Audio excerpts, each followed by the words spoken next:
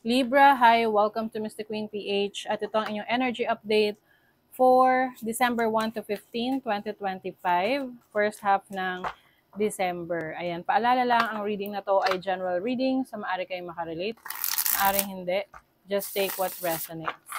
And another reminder, ito lang po yung aking account, no, official account ko, at Mystic Queen PH. Ayan, baka maloko kayo ng mga nagnanakaw ng videos ko, ina-upload, tapos nilalagay Mystic Queen PH.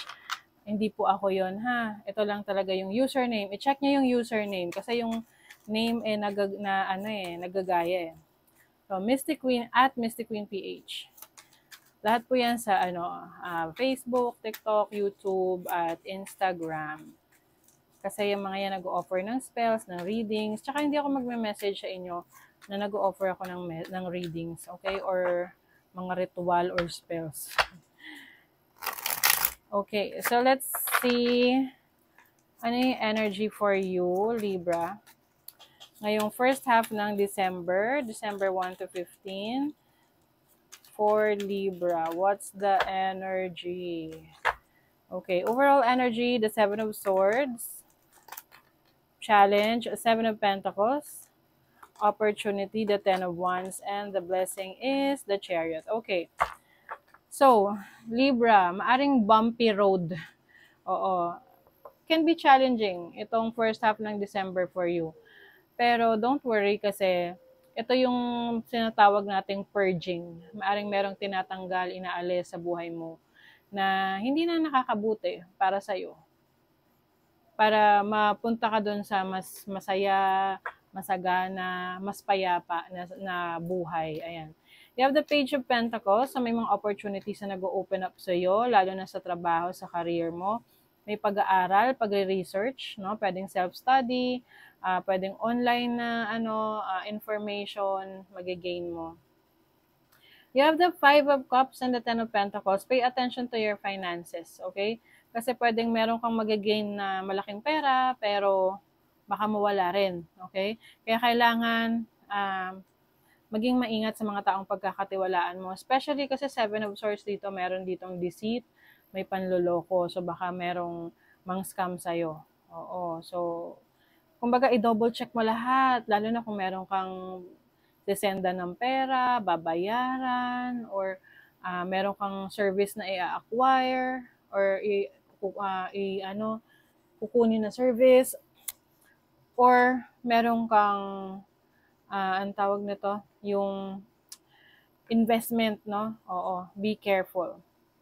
I also see here na maaring merong magbebenta sa inyo ng lupa, property, tapos scam pala. Kaya mag-ingat ha. Oo, mag-ingat. Revisahin nyo lahat ng mga information na yan. Like, i-check nyo talagang maigi. Oo, kung talagang legit yung mga papeles, mga impormasyon. Kasi may losses dito eh. May pagsisisi. I also see here na maaring meron kang marireceive na mana, no?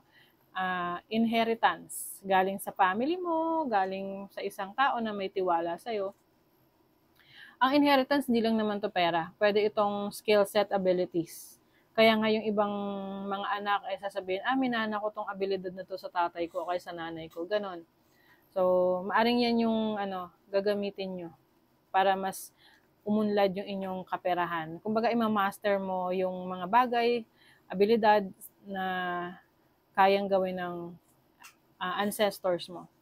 You have the Two of Cups, the Page of Wands, and the Hierophant. Okay, mag-ingat sa Meron kasi rito pwede rin tong sneaky energy sa isang tao na magiging malapit sa'yo, na maaring merong romantic interest sa'yo, pero yung pala may asawa na. Okay? So, this is the overall energy, Seven of Swords. Pay attention sa mga taong pagkakatiwalaan, ha? Kasi meron ditong energy ng panloloko. Now, your challenge is the Seven of Pentacles. Pera kasi to no? May hinihintay na pera. So, baka paasahin ka. Oo.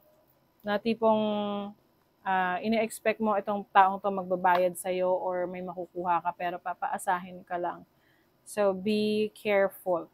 I also see here na you will be rewarded, no? Meron kang meron kang trinabaho dati na maaring hindi mo pa nakukuha yung bayad sa'yo or yung resulta nun, malapit mo na yan makuha. Ngayong, baka makuha mo na ngayong December, first half. Now, your opportunity is the Ten of Wands. Marami kang responsibilidad. Nakakapagod, pero ano siya eh, kumbaga, kailangan mas lakasan mo pa yung loob mo, lalo na yung physical, no? Yung kakayanan mo, yung health mo, mag-focus ka sa health mo. Kasi ano man tong tinatrabaho mo, ano man tong pinaghihirapan mo, pinagpupuyatan mo, may mga sacrifices ka, it's all going to be worth it, no? Kasi you will be blessed. You will be blessed with success. You will be blessed with fulfillment. Yung iba sa inyo, isa sa blessing nyo, sasakyan, property. Kaya nga sabi ko sa inyo, bago kayo bibili ng mga gamit o kaya property, i-check nyo muna yung information, mga papeles, no? Documents. Okay? So, I also see travel here. Pwede ring mananalo ka sa sa raffle na travel, or meron kang free travel. Merong manlilibre sa'yo na makapag-travel ka. Now, your money, career, finances, you have the Hierophant and the Seven of Cups. Okay. So, yung iba sa inyo, may kalituhan sa landas na gusto nyong tahakin pagdating sa career nyo, sa business ninyo. Kailangan niyo ng mentor. Okay? You need someone na magbibigay sa inyo ng guidance para hindi kayo malito. Oo, minsan kasi 'di ba parang okay, magde-decide tayo kung ano yung sa tingin natin na okay, pero may kulang pala. Meron pala tayong dapat inalam muna. Let's see your love life. The Five of Pentacles. Naku, King of Pentacles. Ayan. Yung iba sa inyo, ang mahirap pa rito kasi mahal sa buhay, no? Or, partner na pwedeng may itinatago sa iyo na pera or ginagawa niya related sa trabaho niya or pinagkakakitaan niya. Hindi mo alam. I also see here na maaring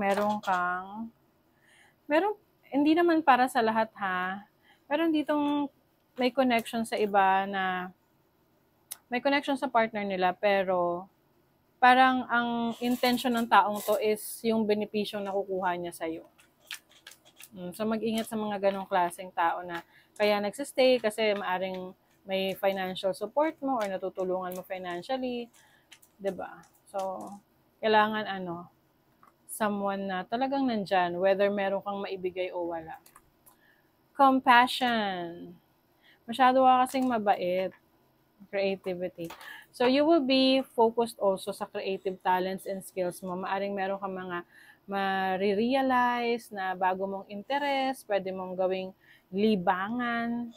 Oo. Tapos itong mga libangan na to, pwede mo siyang pagkakitaan.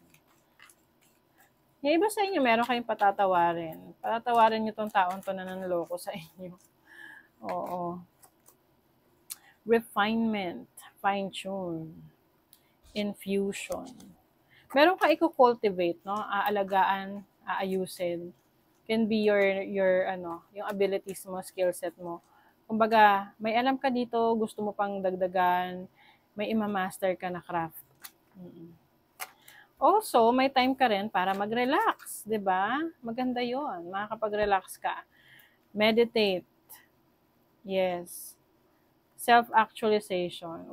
Meron talagang meron ditong losses. Someone or something sa buhay mo na binavalue mo. Pwede kasing ang dahilan niyan kaya mawawala sa buhay mo is because sinira yung tiwala mo. Some of you, this can be a breakup, no? Kaya mas mag-focus ka sa sarili mo. You will, magbabakasyon ka. Relaxation. And na-realize mo na mas maganda mag-focus muna sa sarili.